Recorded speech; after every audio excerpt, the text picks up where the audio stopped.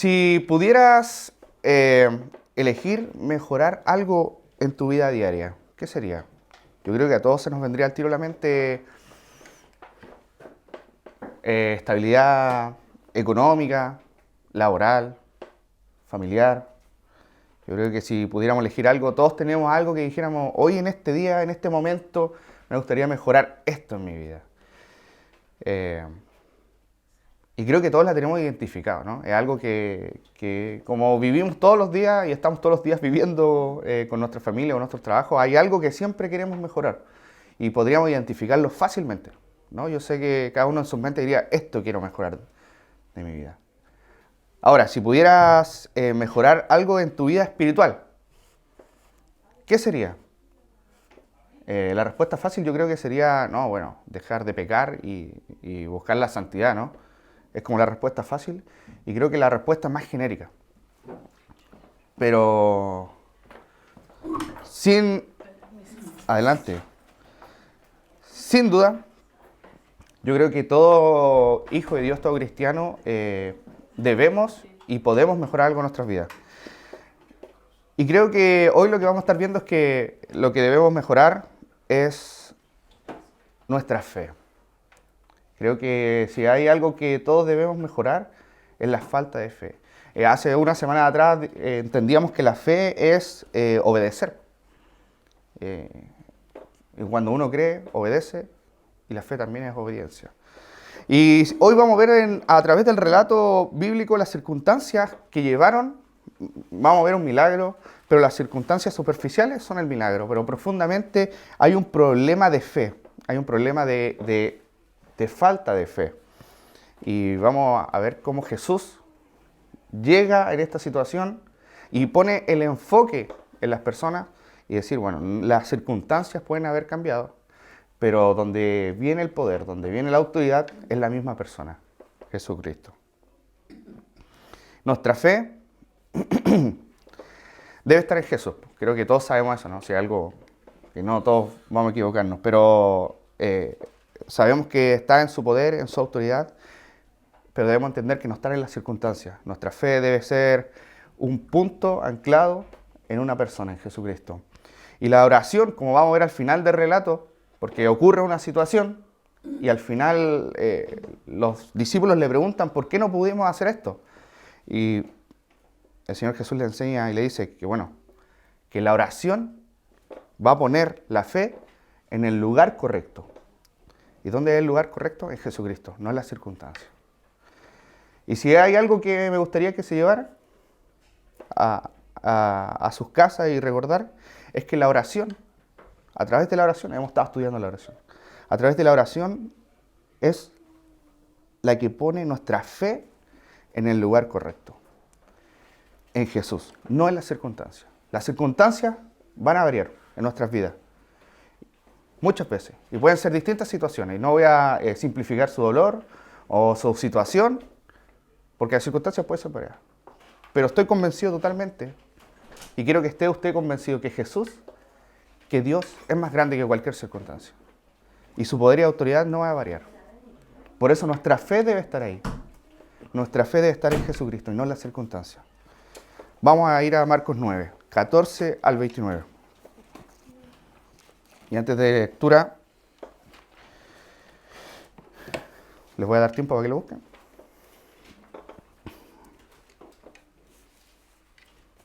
¿De qué versículo? Del 14 al 29. Marcos 9, 14 al 29. De nada. Vamos a tener un momento de oración.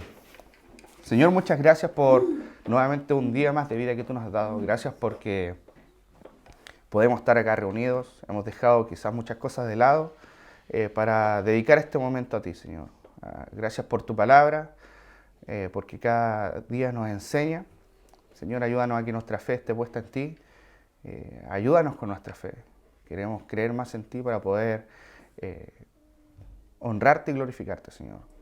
Ayúdanos cada día a hacer un ejercicio, el estar cada día más cercano.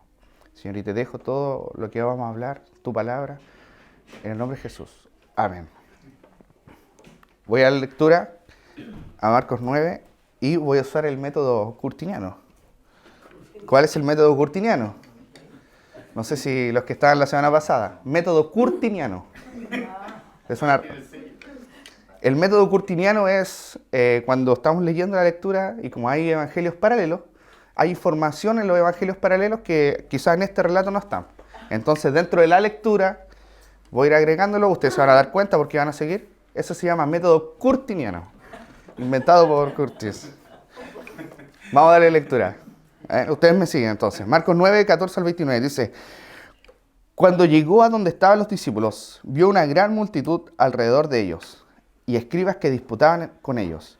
Y enseguida toda la gente, viéndoles, se asombró y corriendo a él, les saludaron. Les saludan, bienvenida. Él les preguntó: ¿qué disputáis con ellos? Y respondiendo uno de la multitud dijo: Maestro, traje a mi hijo que tiene un espíritu mudo, el cual, donde quiera que le tome, le sacude y echa espumarajos y cruje los dientes y se va secando. Y dije a tus discípulos que le echaran fuera y no pudieron. Y respondiendo él les dijo: Oh generación incrédula, ¿hasta cuándo he de estar con vosotros? ¿Hasta cuándo os he soportar? Traédmelo. Y se lo trajeron. Y cuando el espíritu vio a Jesús, sacudió con violencia al muchacho, quien cayendo en tierra se revolcaba, echando espumarajos. Jesús preguntó al padre: ¿cuánto tiempo hace que le sucede esto? Y él le dijo: desde niño, y muchas veces le echan en el fuego y en el agua para matarle. Pero si puedes hacer algo, ten misericordia de nosotros y ayúdanos. Jesús le dijo: si puedes creer, al que cree todo le es posible. E inmediatamente el padre del muchacho clamó y dijo: creo, ayuda mi incredulidad. Y cuando Jesús vio que la multitud se agolpaba, reprendió al espíritu inmundo, diciéndole: espíritu mudo y sordo, yo te mando, sal de él y no entres más en él. Entonces el espíritu, clamando y sacudiéndose con violencia, salió y él quedó como muerto. De modo que muchos decían: está muerto. Pero Jesús, tomándole de la mano, le enderezó y se levantó. Y este quedó sano desde aquella hora. Cuando él entró en casa, sus discípulos le preguntaron aparte: ¿por qué nosotros no pudimos echarle fuera?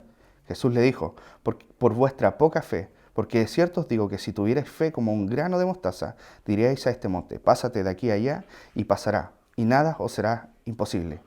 Y les dijo: este género con nada puede salir, sino con oración y ayuno. Ahí agregué 2 partes nomás, porque para mí era importante esas 2 partes. Bueno, este es el relato, ¿no? Vemos que hay una situación. Un niño que tiene está poseído por un espíritu, lo dice la escritura, en modo sordo y mudo. Y el primer punto que vamos a ver va a ser del 14 al 22. Y es el contexto. Así se llama el punto. Contexto. ¿Por qué? Porque recordemos que el primer dice cuando llegó a donde estaban los discípulos. Y entonces ahí la primera pregunta que hay que hacer: ¿cuándo llegó quién? Y si no estuvieron la semana pasada, no van a saber quién llegó ahí. Y si escucharon la semana pasada, pueden saber quién llegó ahí. Es cuando Jesús, después del monte de la transfiguración, escuchamos la predicación del pastor Curtis sobre la transfiguración. Y vemos que Jesús venía llegando. Entonces, el contexto que se encuentra Jesús en este momento es el mismo que podríamos encontrarnos nosotros. Y creo que estamos en las mismas condiciones de entender la situación. ¿Por qué? Porque Jesús acaba de llegar y dice: cuando llegó a donde están los discípulos, vio una gran multitud alrededor de ellos y escribas que disputaban, y enseguida toda la gente, viéndoles, se asombró y corriendo a él les saludaron. Y él les preguntó: ¿qué disputáis con ellos? Y respondiendo una multitud, dijo: Maestro, traje a mi hijo que tiene un espíritu. Y ahí le describe, ¿verdad? Entonces hay una situación que está pasando. Jesús no sabe lo que está pasando. Por supuesto que igual sabe lo que está pasando. Pero hay un alboroto, hay algunos discípulos. Hay 9 discípulos que están peleando. ¿Por qué sé que son 9? ¿Alguien sabe? Sí. Porque están los otros con... Claro, porque se había ido con 3 arriba del monte. Entonces quedaron 9 discípulos. Entonces estaban los escribas, que estaban siempre ahí buscando una ocasión. 9 discípulos, la multitud, el Padre y el Hijo. Y quizás la historia central, un poquitito de la fe, habla sobre el Padre y el Hijo, ¿no? Y ahí vemos que un padre trajo a su hijo que tiene un espíritu mudo, que le hace bastante daño al niño. Vemos las descripciones.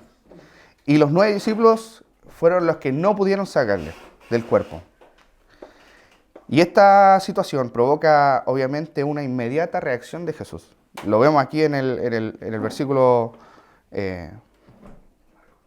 16, que le pregunta, ¿qué disputáis con ellos? Y respondió una de la multitud, dijo, maestro, traje a mi hijo, obviamente el padre del hijo, que tiene un espíritu mudo, el cual donde quiera que le toma le sacude y le echa espumarajos y cruje los dientes y se va secando. Y le dije a tus discípulos que le echaran fuera y no pudieron.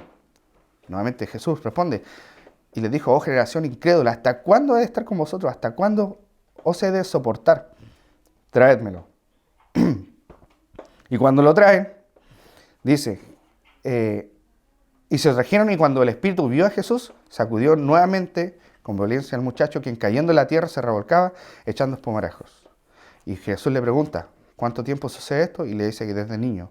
Incluso le dice que muchas veces le echan el fuego y el agua para matarle.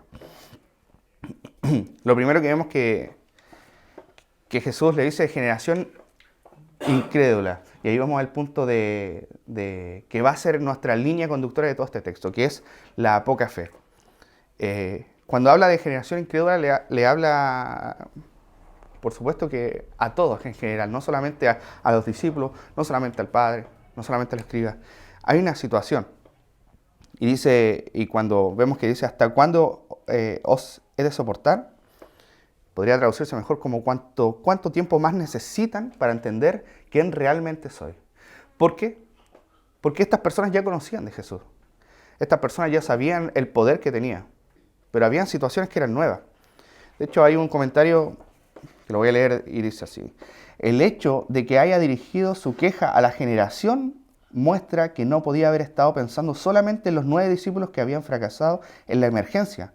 Evidentemente estaba profundamente desagradado con sus contemporáneos, con el Padre, que carecía de una fe suficiente en el poder sanador de Cristo, con los escribas que, en vez de mostrar compasión, estaban con toda probabilidad gozándose maliciosamente de la impotencia de los discípulos, con la muchedumbre en general y, por último, con los 9 discípulos, debido al fracaso en el ejercicio de su fe por no poner todo su corazón en la oración perseverante.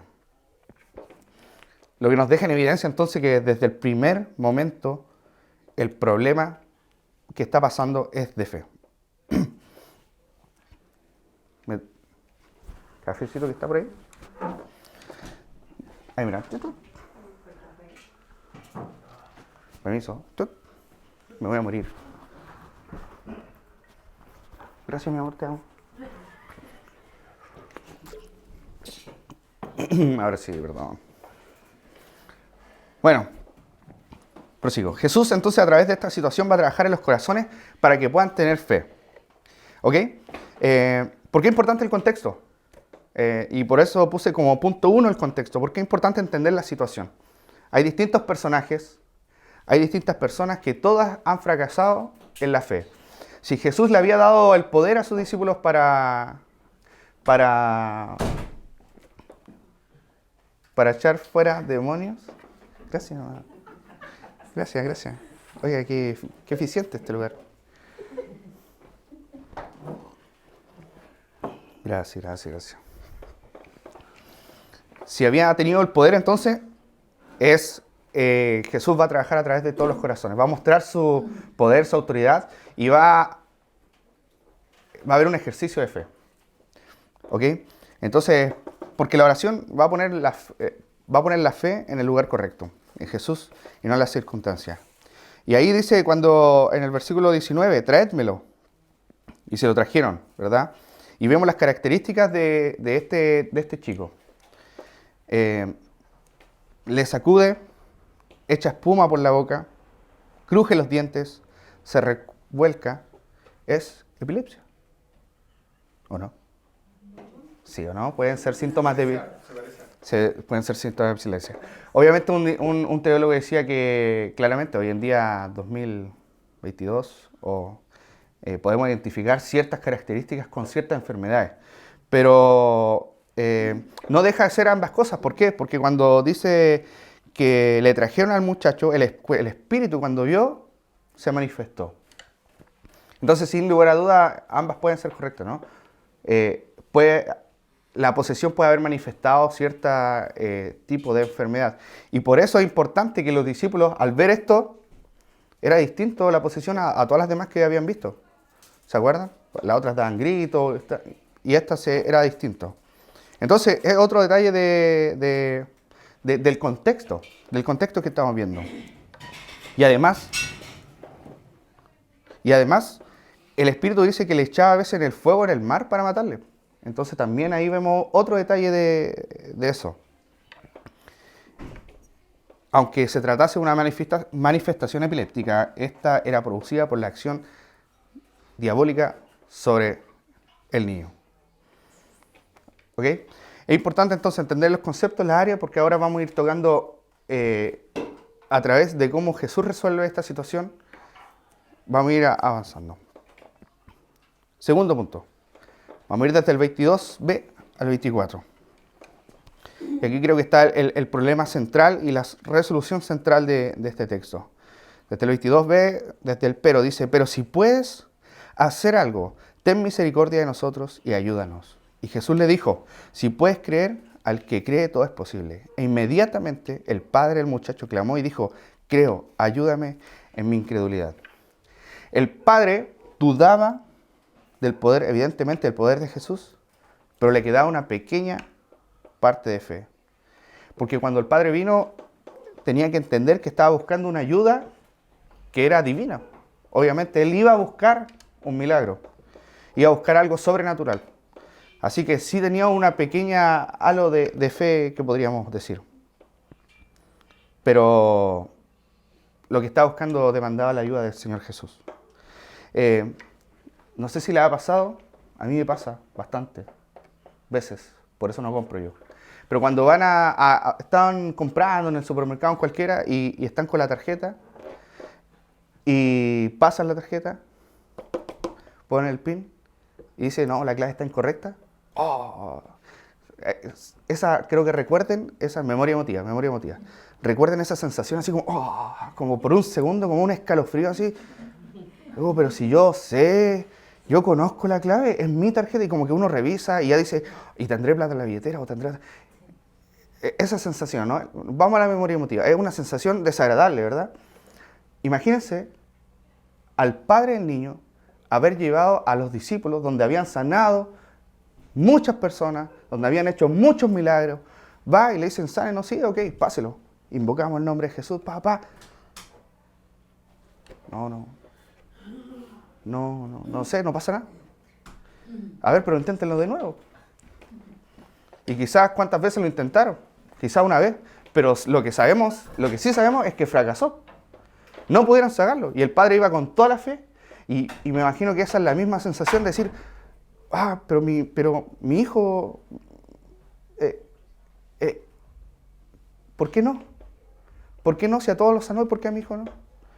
Y por eso vemos la desesperación de ese padre, que cuando está toda la multitud, obviamente los escribas gozándose maliciosamente, como decía, probablemente, bueno, ahora pillamos a Jesús, ¿viste? Se le acabó el poder. Los discípulos, obviamente, los 9 discípulos diciendo, ¿qué pasó? Porque después, nuevamente, al final del relato, también preguntan, ¿qué pasó, Señor? Y el padre ahí desesperado, diciendo a Jesús, traje a mi hijo, no pudieron. Y le dice, y le apela ahora a la misericordia de Jesús. Y le dice, si puedes hacer algo, ten misericordia de mí. Y Jesús le responde, al que cree todo es posible. Que en otra forma de decirlo sería, al que cree que yo tengo poder, todo es posible. Por eso el título de este punto se llama Fe antes del poder. ¿Jesús tiene el poder? Por supuesto que sí. ¿Necesitamos la fe? Por supuesto que sí. ¿Necesitamos la fe para manifestar el poder de Dios? No. Porque Dios puede manifestar el poder sin nosotros. Pero sí necesitaba que Él creyera en Jesucristo. Lo que Jesús requería era que creyese en Él, que Él tenía el poder para hacer el milagro. Y me gusta, y esta creo que va a ser el título de la predicación. Cuando el Padre, este Padre dice, creo, ayuda en mi incredulidad. El verbo que se ocupa acá en el de creo, en griego está en imperfecto, por lo cual se puede decir que es una acción que se estaba haciendo durante el tiempo. No es una palabra que lo dijo ya, sino que es una acción. Entonces podemos entender que dice inmediatamente el padre del muchacho clamó y dijo creo. O sea, hay un creo que le dice, Señor, creo, pero ayúdame en mi creo. Creo, le clama a Jesús. Hay un clamor y una constante repetición, creo, pero ayúdame. Y ahí vemos el corazón, el alma de un padre partida por no haber podido ver a su hijo y en esta pequeña, diminuta posibilidad que Jesús le está dando, necesita que él pueda creer en él, que pueda entregar su fe a él. Y en otras palabras está gritando, ayúdame Señor, ayúdame porque mi fe está a punto de fracasar. Y ocurría con el Padre lo que en alguna medida ocurre con todos nosotros los creyentes. Que la fe y las dudas se mezclan en el contexto, pero sin embargo eso no condiciona que el amor de Cristo dé respuesta a la oración hecha con una fe débil. No estaba pidiendo a Jesús que le ayude en su falta de fe, sino que le ayude en ella y que le ayude con ella. Nosotros muchas veces ocurren situaciones que se nos pasan de nuestro control, ¿no? Ocurren esas situaciones que nosotros perdemos de vista la mano de Dios y nuestra fe se cae, ¿no? Nos gusta tener el control de todo. Nos gusta tener el control, familiar, económico, lo que vimos en el principio, el dinero, laboral, salud incluso. Y cuando se nos cae, se nos derrumba algo, nuestra fe viene a piso, ¿no? Y quizás muchas veces venimos desde el fondo, desde el piso y clamamos al Señor y decimos, Señor, desde acá, clamo. Y hay muchas veces que las situaciones pueden ser grandes. Hay muchas veces que las situaciones se ven imposibles. Yo sé que muchos de ustedes han vivido cosas así. Hemos vivido como iglesia cosas así y hemos visto también el poder de Jesús. Hemos visto la misericordia. ¿No es así? Y en la desesperación vemos el grito del alma de este padre que le pide ayuda. Nosotros como personas tenemos la oración que va a poner nuestra fe en el lugar correcto en Jesús, no en la circunstancia. Este padre estaba viviendo una circunstancia terrible, que nosotros nos va a enseñar que ¿cómo no va a perder la fe? Si fracasó, ¿cómo no va a tener poca fe? Si casi está perdiendo todas las esperanzas. Pero cuando está Jesús ahí, cuando lo está enfrente, le dice que si no es en Él en que cree, no va a tener esperanza. Y es lo mismo que nosotros debemos entender, que si nosotros no tenemos la fe puesta en Jesucristo, no vamos a tener esperanza. Si usted tiene algo agarrado de sus manos y dice, esta situación es mía y yo la quiero controlar, cuando se le derrumba no va a tener esperanza. Si usted pone esas situaciones en las manos de nuestro Señor, todo va a cambiar. Todo va a cambiar. Hermano, si está pasando una situación difícil, ponga en el Señor la situación. No puedo imaginar qué cosas pueden estar pasando porque cada uno pasa distintas cosas, ¿no? Hay distintas medidas. Y nadie está libre de pasar ninguna situación que pueda marcar nuestros corazones y nuestra dolencia. Y no voy a tratar de medir que su dolor es esto, pero él está pasando esto. Todas las situaciones somos distintos. A todos nos afectan de distintas cosas. Pero de lo que estoy convencido es que el Señor sí conoce su problema, hermano. De que estoy convencido de que el Señor sí conoce y puede llevar esa carga. Y puede tomarlo y ayudarle en su poca fe. Si usted tiene un poquito de fe, clame al Señor. Es el momento de decirle al Señor. Quizás cuando estamos en el borde del precipicio, estamos destruidos y hay un clamor nomás en nuestro ser que dice, igual que este padre, creo, pero ayúdame en mi incredulidad. Ayúdame porque mi fe está a punto de fracasar. Y muchas veces nosotros somos tan duros y tan arrogantes y decimos, no, está todo bien. Pero vemos el ejemplo de este padre que cuando todo ha fracasado, se puede sincerar y decir, Señor, sí, dudé. Y estoy dudando. Estoy a punto de caer. Estoy cayendo. pero ayúdame. Ayúdame. A veces nosotros nosotros no. Tenemos confianza en el Señor, sí, 100%, amén, oremos. Y no somos ese clamor del alma, que decir, Señor, por favor, ayúdanos. Porque yo sé que todos hemos pasado situaciones en que vemos lejano la mano del Señor, que vemos lejano que algo se pueda arreglar. Es lejano que el Señor pueda arreglar esta situación o sanarnos. Es imposible. Y a veces hay un pequeño clamor que nosotros decimos, Señor, pero si es posible, hazlo. Y hemos visto la mano poderosa del Señor, ¿no? Arreglando situaciones que uno dice, ¿de verdad se podía arreglar? ¿De verdad se podía sanar? Recordaba mientras estudiaba esto, cómo no, ¿verdad? Si hablamos de milagros, y yo decía, bueno, hoy día no ocurren milagros. Bueno, preguntémosle a Cristian si cuando su hermana estaba a punto de morir. A punto de morir. Y si no había un clamor de una iglesia. Señor, clamamos. Los hago colación porque me tocó vivirlo cuando yo era chiquitito. Había una iglesia que clamaba. Y era una situación imposible. Imposible. Imposible. ¿Y quién fue el que oró? O sea, la gente que se reunía ahí los jueves en la iglesia a orar, oraban ¿para qué? Para que si hay un poquitito de fe, Señor, si hay un poquitito de que tú puedas hacer, si tienes misericordia de nosotros, respóndenos. Y respóndenos. Nosotros, hermanos, tenemos la confianza de poder acercarnos a ese mismo Señor y pedir así humildemente, desde el alma, desde ese clamor, Señor, ayúdame en mi incredulidad. Estoy destruido, no tengo a quién más ir.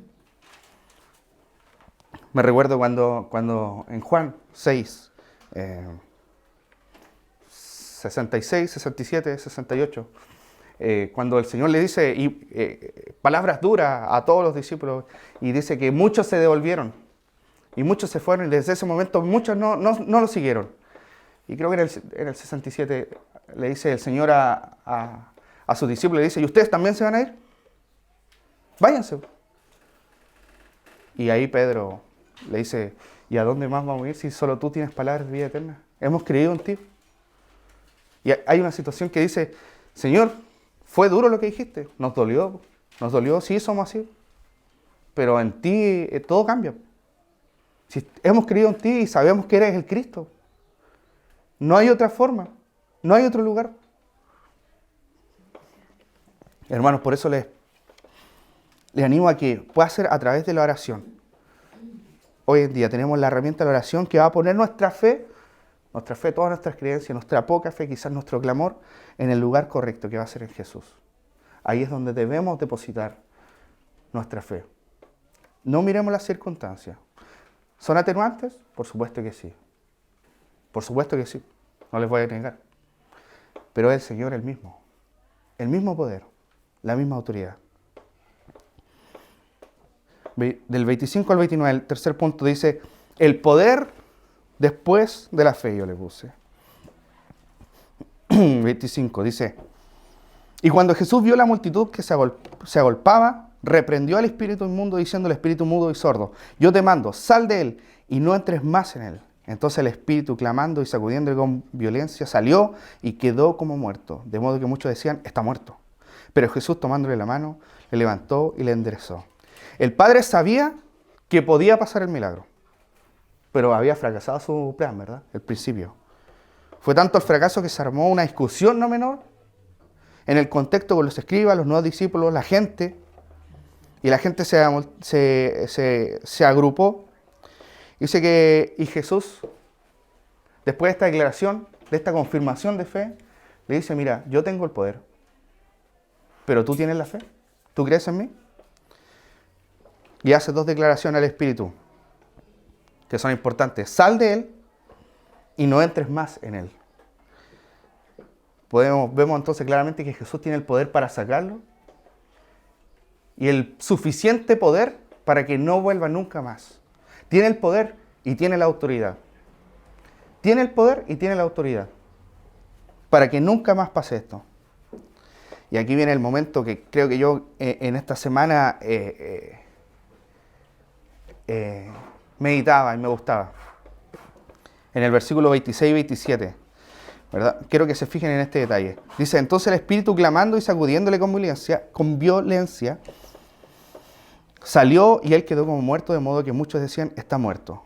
Pero Jesús tomándole de la mano, le enderezó y le levantó. El texto no lo dice explícitamente, pero vemos el detalle y quiero que vean este detalle, que este es el momento más tenso de toda esta situación. Este es el momento más tenso de toda la situación, de todo el relato, de todo el momento. Este es el momento crucial del capítulo, del versículo. ¿Por qué? Porque no sabemos cuánto tiempo fue. Seguramente fueron segundos o minutos, pero fueron el tiempo necesario entre el versículo 26 y el versículo 27, donde el Señor hizo su obra y quedó como muerto, dice. Su hijo que estaba enfermo, no lo habían podido sacar el demonio y ahora estaba muerto. No sabemos cuánto tiempo fue, pero sí sabemos que fue un tiempo necesario que alcanzó la gente a opinar. La gente siempre opina, ¿no? Pero alcanzó la gente a opinar. Y dice, y sacudiendo, él quedó como muerto, de modo que muchos decían, está como muerto. Si vemos a Jesús y vemos al niño, vemos al Padre y vemos una multitud, seguramente hubo un tiempo necesario para que la gente, se murió. Se murió y se escucha ese murmullo, ¿no? Y hasta todos se enteraron, todo el pueblo se enteró que se murió. Pero fíjense en el detalle. Y volvamos a los personajes, al contexto. Está el Padre, ahora, con su Hijo como muerto. Jesús, la gente opinando. Ese clamor de ayuda por nuestra fe, la ayuda de nuestra fe que clamó a Jesús, ahora vamos al Padre. Creo que no está escrito porque no pasó. Pero aquí no vemos un cuestionamiento del Padre. No voy a imaginar, pero creo que el Padre estaba ahí en silencio esperando al Señor. ¿Está como muerto? No me importa. El Señor está aquí. Ya no me importa a sus discípulos, porque el Señor me dijo que yo puedo creer en Él y yo creo que me ayude. Y si puede morir, puede resucitar. Y vemos ahí que el Padre está ahí esperando la situación. Y el Señor, por eso veo que hay una situación de segundos o quizás un minuto en que la gente dice está muerto y el Padre está ahí mirando a su Hijo muerto. Esperando. Y después dice que Jesús, tomándole la mano, lo levantó. Para la gente, lo resucitó. Si estaba muerto. Para la gente, wow, ese es Jesús, ¿no? Ese es poder. Para los escribas, un fracaso para ellos. Bueno, volvió a salir ileso. Volvió a salir ileso. Lo hizo nuevamente. Para sus discípulos, ¿por qué nosotros no pudimos hacerlo? Que es lo que vamos a ver en el último punto. Pero para el Padre, gracias, Señor, porque tuviste misericordia aún con mi fracaso de mi fe. Aún cuando mi fe estaba en el borde, te pedí misericordia y tú obraste en misericordia a mí. Y pudiste sanarlo. Y por eso creo que es el momento más tenso de todo este relato. Ese momento, y para hacerlo práctico en nuestras vidas, ese momento cuando estamos pasando en una situación y queremos confiar en Dios, queremos depositar nuestra fe y llegan los comentarios y llegan la gente que opina y hay un silencio, quizás entre comillas del Señor, y decimos, Señor, te lo dejo a ti. Señor, te lo dejo a ti. Te lo dejo a ti. Y vienen los ataques y muchas veces vienen las situaciones, los contextos que quieren hacernos derrumbar. Viene el enemigo que quiere hacer derrumbar nuestra fe. Y sacar la fe del lugar que corresponde y ponerlo en la situación, en la circunstancia. Y decir, bueno, llegar al punto de decir, bueno, tienes razón, esto no se puede arreglar. Señor, tú no tienes el suficiente poder. Hay un momento, creo que en todas nuestras vidas, que debemos estar así en ese silencio esperando que el Señor termine su obra. Nosotros si confiamos en Él, el Señor va a trabajar en nuestras vidas, va a hacer su trabajo, si somos capaces de creerle verdaderamente. Si nuestra fe es débil, bueno, Señor, ten misericordia y ayúdanos a nuestra fe. Pero recuerden que el Señor tiene el poder, tiene la autoridad. Y este padre, haber pensado que su hijo estaba muerto, pero su fe en Jesús estaba ahora en Jesús, no en las circunstancias. Ya no importa el fracaso del primero de los apóstoles, porque el Señor le dijo, bueno, si crees que puedo hacerlo, yo lo puedo hacer. Tú sabes que yo puedo hacerlo. Tú sabes que puedo hacerlo. Ahora ¿tú crees que yo lo puedo hacer? Cuando pasan por una prueba grande, ¿verdad? El alma se desgarra y podemos estar pasando muchas veces por distintas situaciones. Pero recuerda, mi hermano, a través de la oración, va a poner nuestra fe en el lugar correcto. ¿Dónde va a ser el lugar correcto? Tiene que ser en Cristo, en Jesús, no en las circunstancias. ¿Tu circunstancia es terrible? Te lo creo, hermano, te lo creo. ¿Es irremediable? No tengo nada que decir. No voy a opinar sobre tu situación. ¿Es que tú no has vivido esto? Yo no viví eso. Muy probablemente no he vivido eso. Pero conozco al Señor. Él se ha mostrado y dice que Él tiene el poder, tiene la situación para arreglar cualquier situación. Cualquier circunstancia, el Señor puede obrar. No hay circunstancia que no pueda. Por eso, hermanos, nuevamente les digo que la oración va a poner nuestra fe en el lugar correcto. Este milagro demuestra el poder de Jesús a los escribas que estaban gozosos de este fracaso y al Padre demuestra que vino a buscar lo que era de verdad. A Jesús, que podía sanar, que tenía el poder. Lo que vino a buscar, quizás con una ilusión, se vio enfrentado a la verdad. De que Jesús sí era Cristo, sí tenía el poder. Y a la gente igualmente, por supuesto.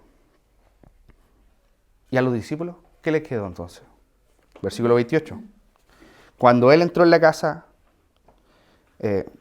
antes le agrego en Mateo 17, dice, y quedó sano desde aquella hora. ¿Verdad? No está en el relato, pero lo dice, desde aquella hora. 28. Cuando él entró en casa, sus discípulos le preguntaron aparte, ¿por qué nosotros no pudimos echarle fuera? Mateo 17 lo responde Jesús y dice, por vuestra poca fe.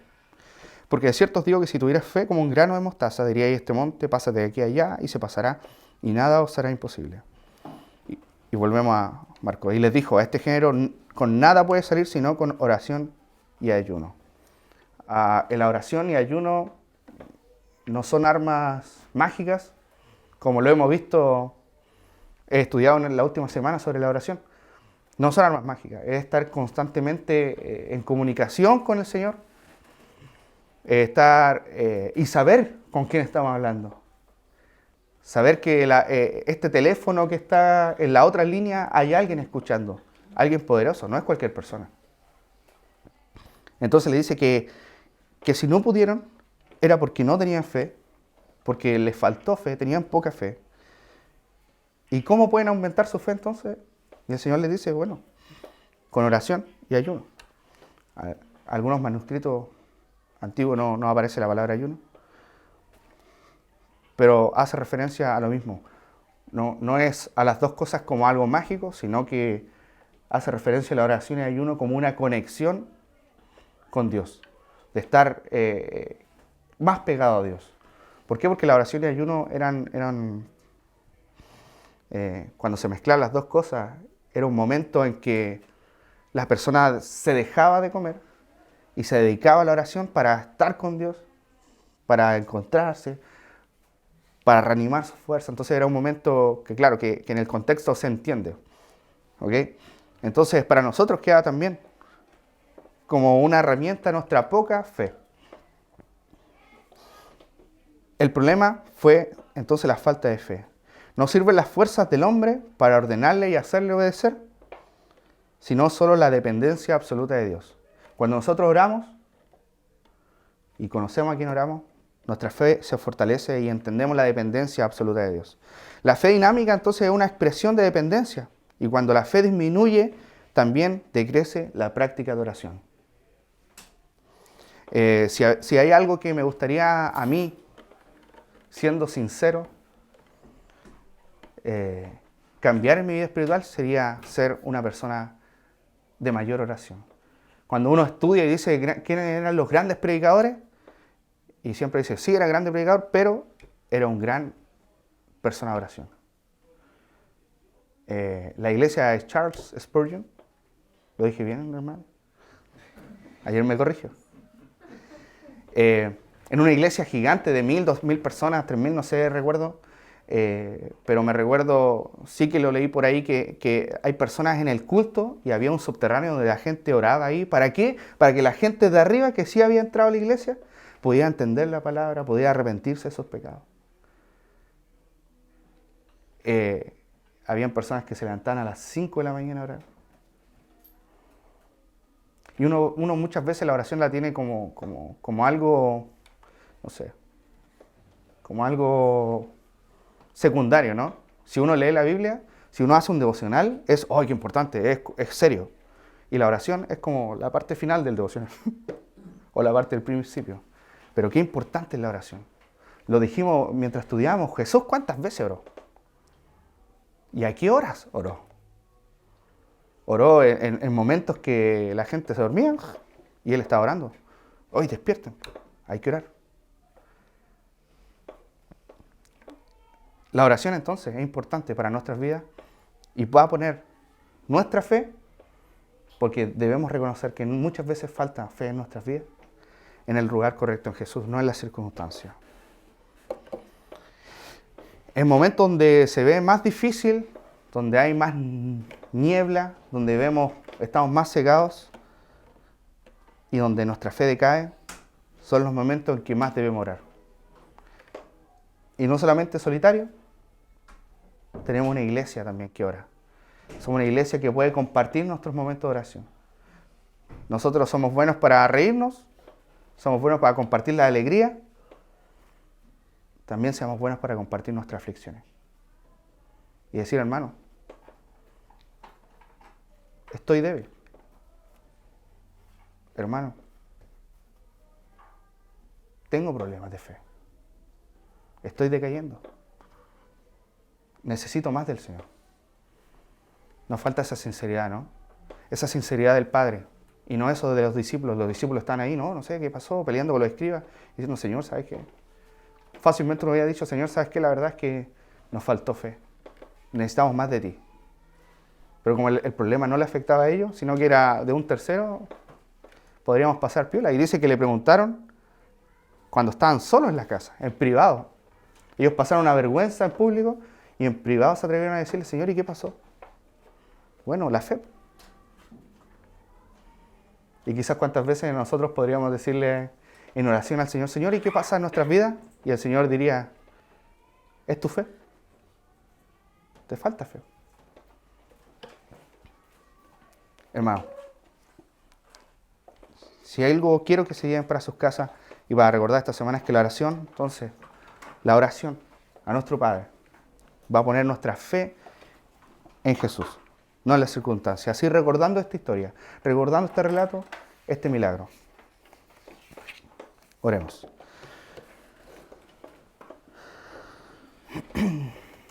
Señor, muchas gracias nuevamente por permitirnos estar en este lugar reunido como iglesia. Señor, ayúdanos a nuestra fe. Señor, si hay muchas áreas en nuestras vidas, Padre, que nos faltan, ayúdanos, Padre. Ayúdanos a que nuestra fe sea cada vez más firme y poder depender de ti. Poder entender que tú eres la solución. Poder entender que tú tienes el poder y la autoridad. Quizás no para hacer un milagro, Señor, pero en nuestra vida necesitamos tanto de ti, Señor. Ayúdanos a despojarnos y dejar de tomar el control con nuestras manos y que tú tomes el control de nuestras vidas. Y si tomas el control de nuestras vidas, está todo bien, Señor. Porque contigo, en la barca, no hay temor de la tormenta, Señor. Gracias porque podemos confiar en ti. Esto no hay imaginación. Tú tienes el poder, tienes la autoridad, eres real. Gracias por tu misericordia. En el nombre de Jesús. Amén.